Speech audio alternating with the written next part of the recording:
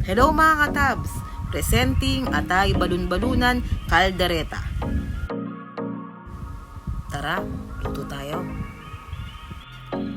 Meron nga pala ako dito 350 grams ng chicken gizzard or balun-balunan at 350 grams na chicken liver or atay.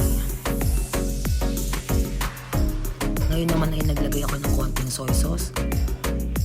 Konti lang mga katabs, titikman pa naman natin mamaya yan. Lalagay ako ng tig-4 na pirasong kalamansi.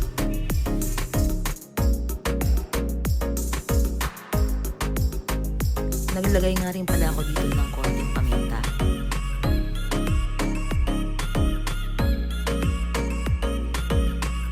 Halu-haluin lang natin ito mga katabs at balikan natin mamaya after 30 minutes.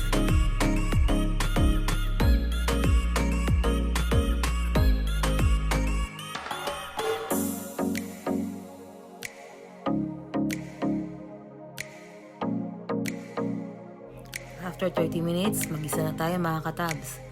Naglagay lang ako dito ng butter kung meron, mantika, bawang, sibuyas, at unahin na natin ng gizzard.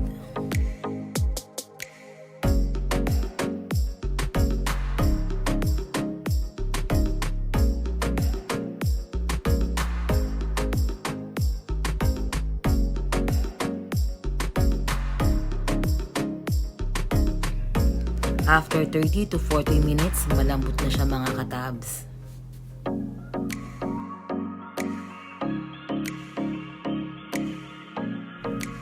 Ngayong malambot na yung gizzard, pwede na natin ilagay yung atay.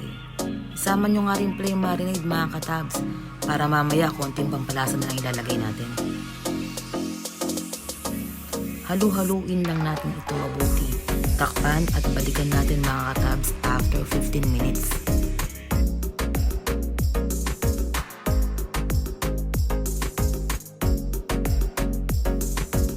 Ayan, ready na siya.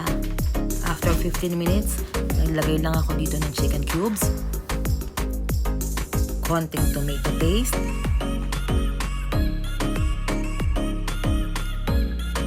at 2 kutsarang peanut butter. Yan na rin ang papalapot dyan mga katabs.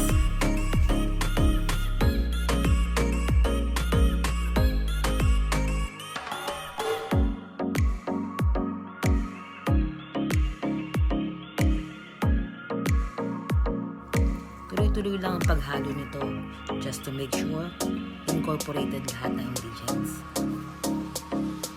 Naglagay nga rin pala ako dito ng bell pepper. Inuna ko lang muna yung kulay berde. Takpan lang natin ulit at hayaan natin kumulo ng mga 2 to 3 minutes. After 2 to 3 minutes, naglagay lang pala ako dito ng konting asukal para lang mabalansin natin yung lasa. Naman ay ilalagay ko na ang red bell pepper. Masarap kasi sa red bell pepper yung crunchy. Halu-haluin lang natin ito at ready na ang ating Atay Balun-Balunan Caldereta.